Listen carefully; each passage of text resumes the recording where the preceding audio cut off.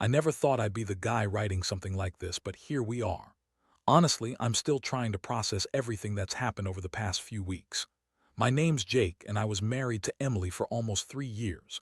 We had what most people would call a pretty good relationship, at least that's what I thought. She was gorgeous, smart, funny, and I genuinely believed we were happy. I mean, I even thought we were solid.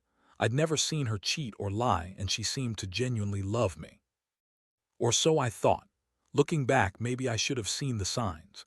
She started acting a little strange a few months ago, more secretive with her phone, always going to the bathroom with her phone, and occasionally canceling plans last minute. But she'd always come up with some cock-and-bull story about work or stress.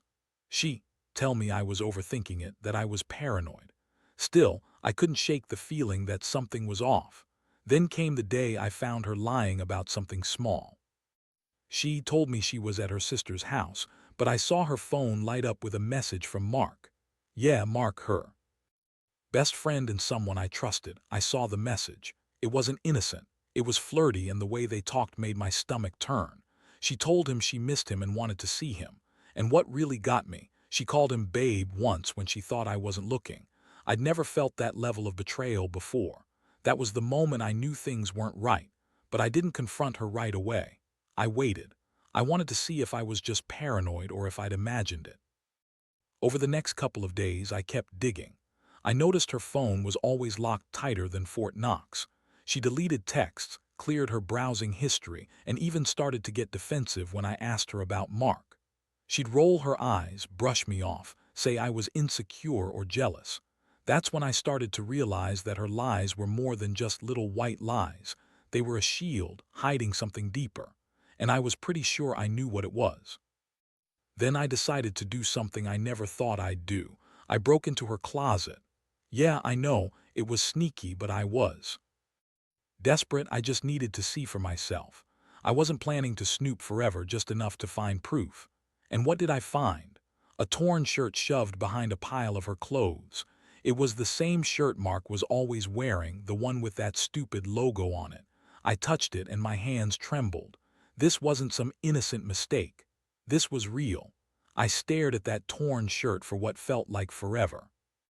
My mind was a tornado of confusion, anger, sadness, and a sense of betrayal I can't even properly describe.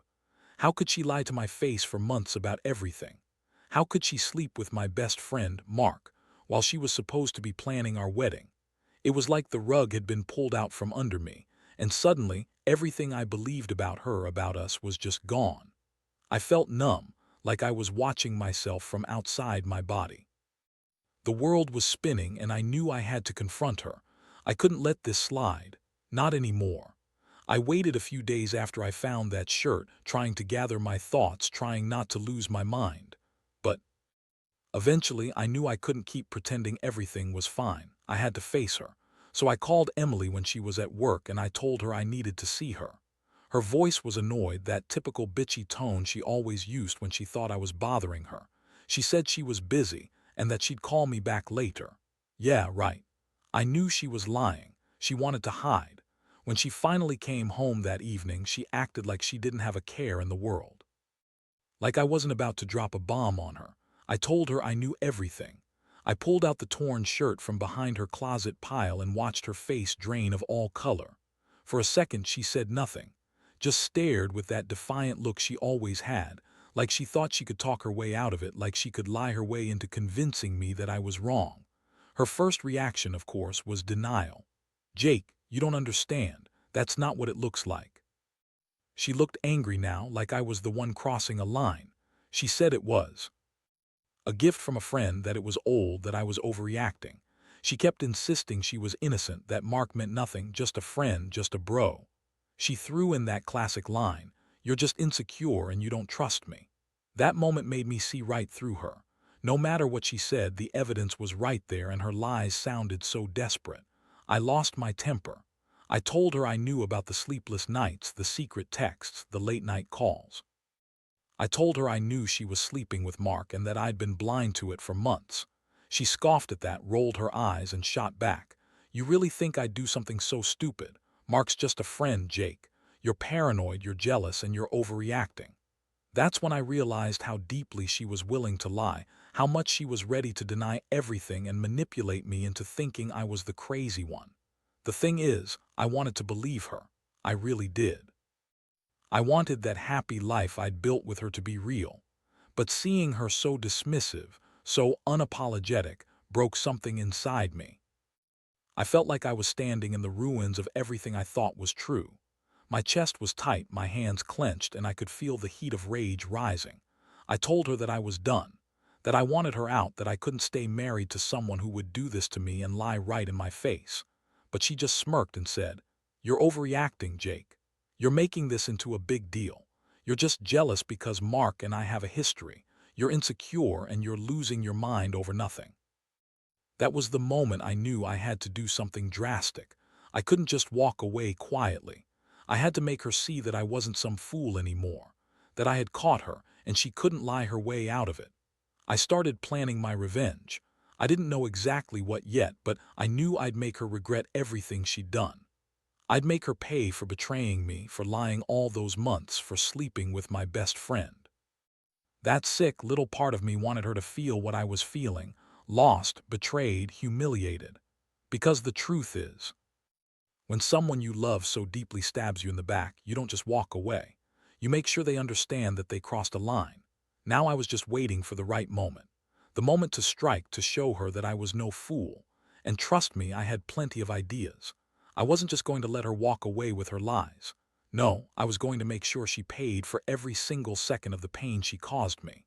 And I knew deep down that once I did, I'd never look at her the same way again. But for now, I just kept quiet, waiting for her next move, knowing that the game was only just beginning. After that confrontation, I felt like I was walking around in a fog. Every moment I kept replaying everything she said, every lie she threw at me, every smirk, every fake excuse. The worst part was the realization that I'd trusted her completely, had built my life around her, and now that trust was shattered into 1,000 pieces. I couldn't sleep. My mind kept spinning with thoughts of Mark, her, that torn shirt, everything I'd missed, all the signs I ignored. It's like a part of me was dying inside slowly and I didn't know how to stop it. But I wasn't about to let her get away with it. I started digging. I needed proof. I needed her to slip up again. I began watching her, stalking her on her phone when she wasn't looking, checking her social media, and even going through her emails. I secretly installed a tracker on her car just to see where she was going. It was sick, I know, but I needed to confirm everything. I wasn't about to be played anymore. And then just when I thought I had enough of the pieces together, something happened that changed everything. I was at work one afternoon when I got a text from her. It was a photo of her and Mark. They were at some restaurant, laughing with that stupid, intimate look on their faces. It was a clear snapshot of them being more than just friends. My stomach sank. I stared at it in disbelief, feeling the walls close in around me. She was with him, right then and there in a public place, and she had the nerve to send me the photo like it was a joke. I sat there for a minute trying to breathe, trying to process what I was looking at. Then I realized I couldn't keep pretending I didn't know. I texted her back, telling her I knew she was lying and I wanted the truth. Her reply was quick, defensive, dismissive, trying to spin it all. She said it was just a friendly dinner, that I was overreacting, and that I was crazy for accusing her. She blamed Mark, said he was just a friend who was helping her with some work stuff, and that I was just jealous because I couldn't keep my eyes on her all the time. Yeah, right. That's what made me so furious. Her lies, her denial, her acting like she was the victim here. I was furious, honestly. I wanted to explode, to scream at her. But I kept my cool. I knew I needed to plan what I was going to do next. I knew I couldn't just confront her again and expect her to come clean. She was too good at twisting things, too good at hiding her tracks. So I decided I'd gather more evidence, push her to the edge, and then finally force her to admit everything. I wanted her to see that I wasn't fooling around anymore, that I knew every lie, every secret rendezvous, every betrayal. And so I did. I kept watching, kept digging, kept waiting for her to slip up again. I knew that once I had more proof, I'd confront her with everything. Because at this point, I was done being the fool. I was done being the trusting husband who got played. I wanted her to feel the pain she'd inflicted on me, to see how much she'd hurt me by sleeping with Mark right before our wedding, right after she'd promised to spend her life with me. That's the thing about betrayal. You think you're safe, you think you're loved, and then suddenly everything you believed is a lie. And that's when the real game begins. Over the next few days, I doubled down on my investigation. I couldn't sleep, couldn't focus, but I knew I had to stay sharp. Every time I thought I was close to breaking her or catching her in a lie, she'd get defensive, throw out some new bullshit and pretend like nothing was wrong. It was exhausting, but I refused to give up. I wanted to see just how far she was willing to go to cover her tracks. One night I decided to follow her. I parked my car a few blocks away from her place and watched her leave. She looked tense, like she was trying to hide something. I followed her at a distance, careful not to be seen. She went to the same restaurant where she sent me that stupid picture. I saw her go inside and sit with Mark. They looked cozy, like a couple in love, not just two friends talking business. It was hell watching her, knowing she was lying to my face, knowing what she was doing behind my back. I stayed nearby, pretending to be uninterested, but inside I was boiling with rage. I snapped a few photos on my phone, proof that she was lying, proof that she wasn't just out with a friend. I didn't want to tip her off, but I needed this evidence. I knew I'd use it when I finally confronted her for good. She had no idea I was watching, and that made me feel a sick satisfaction. I wanted her to know I was serious, that I was willing to go to any lengths to uncover the truth. The next day, I finally had enough. I printed out all the photos, saved every message, and compiled a timeline of her lies. I was ready. I didn't plan to give her an easy out. I wanted her to see that I knew everything, every secret, every betrayal. That night, I sat her down again. This time, I knew I had all the ammunition I needed. Her reaction was classic. She tried to deny everything again, but I threw the evidence in her face. The photos, the texts, the times I followed her. She looked cornered now, and her bravado was starting to crack. She kept insisting it was all a big misunderstanding, that Mark was just helping her with something, that I was just jealous and paranoid. She spun it so convincingly that I almost started to doubt myself. But I wasn't going to let her lie her way out of this one anymore. I told her I was done. I told her I couldn't trust her anymore, that she had broken every promise, every vow. I told her she had slept with my best friend, someone I trusted implicitly, and that she had humiliated me in a way I never thought possible.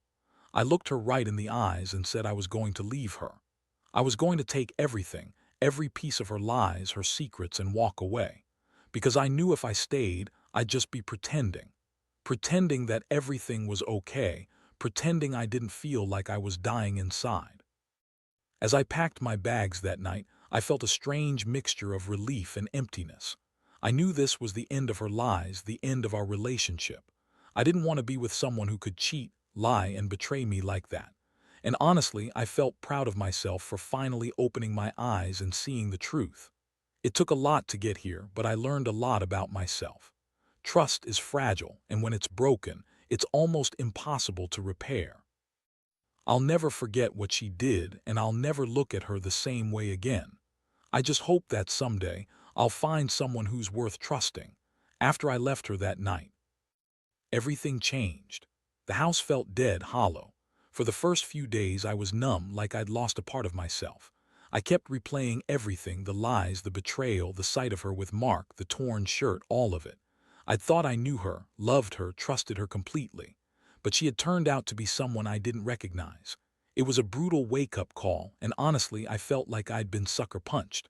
I moved out of our shared apartment and got a small place nearby. It wasn't much, but it was enough to get some space and breathe.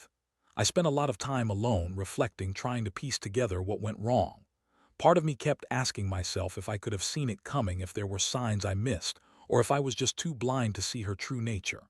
But deep down, I knew the truth. She was a liar and a cheat, and I was just too trusting for my own good. In the days that followed, I started to get angry. Not just sad or hurt, but furious.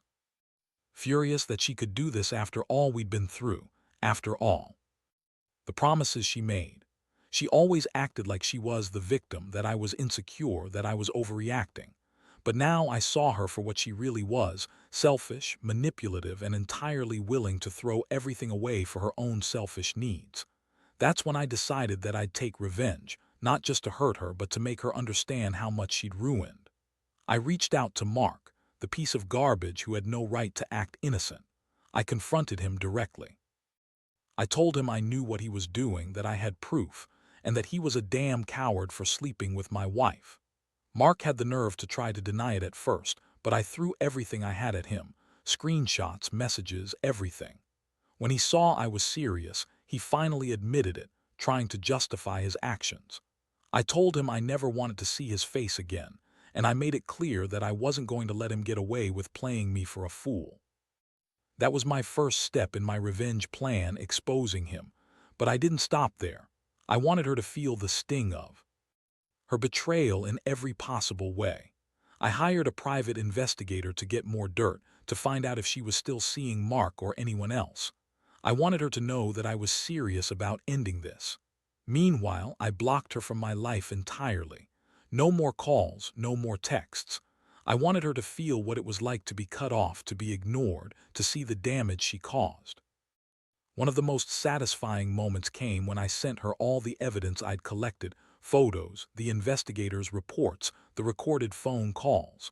I wanted her to see what she had lost, to understand that I knew everything. She tried to respond, of course, with lies, accusations, and denial. But I didn't care anymore. She had burned her bridges. I made sure she felt the pain of her actions, and I knew that from that moment, she'd never be able to rebuild the trust she'd shattered. Honestly, the whole process was a roller coaster. I felt rage, heartbreak, betrayal, and finally, a strange sense of empowerment. I realized I deserved better. I deserved someone who would never lie, cheat, or betray me. And I'd be damned if I let someone like her ruin what I'd worked so hard to build. The revenge wasn't just about hurting her. It was about reclaiming my dignity, my self-respect, and moving forward with my life. Because if there's one thing I've learned, it's that the truth always comes out. And when it does, you better be ready to face it. Now, after everything is said and done, I find myself in a strange place. The house is empty, the silence almost deafening. I don't think I'll ever forget the way it felt to discover she'd been sleeping with Mark right before our wedding, to find that torn shirt hidden away like some sick trophy. It's like my entire world crumbled in an instant. But amidst all the chaos, I also learned something about myself. I am stronger than I thought. I refuse to stay stuck in that betrayal, to be a victim of her lies forever. I've realized that trust, once broken, is almost impossible to repair. Not because people can't change, but because the scars run too deep. I'll never look at her the same way again, and honestly, I don't want to. I've started focusing on myself, my future, my career, and healing from this emotional wreckage. I know now that I shouldn't have trusted blindly, that I need to be more cautious, more aware. That lesson hurts, but it's one I'll carry with me for the rest of my life. The pain of betrayal is something I wouldn't wish on anyone. It's raw, it's brutal, and it leaves you questioning everything: your judgment, your worth, your happiness. But I also understand that it's a part of life, and sometimes the only way forward is to face the truth head-on. I've learned that revenge, while tempting, isn't really about hurting her. It's about reclaiming your own dignity and making sure she understands the damage she's caused. So I'm moving on, slowly, painfully, but surely. I'm rebuilding myself piece by piece. I've cut out the lies, the betrayal, the fake smiles. I'm choosing to believe that better days are ahead, even if it's hard to see right now. The trust I gave her was a gift, and she threw it away. But I won't let her define my future. I'm better than that. I'm stronger than that. And if there's one thing I want anyone reading this to take away, it's this: do ever let someone's lies and betrayal destroy your sense of self. Be honest with yourself. Recognize when you've been hurt, and then take control of your life again. Because in the end, the only person who can truly heal you is yourself. And I know, without a doubt, that I'll be okay, because I've survived the worst and I'm still standing.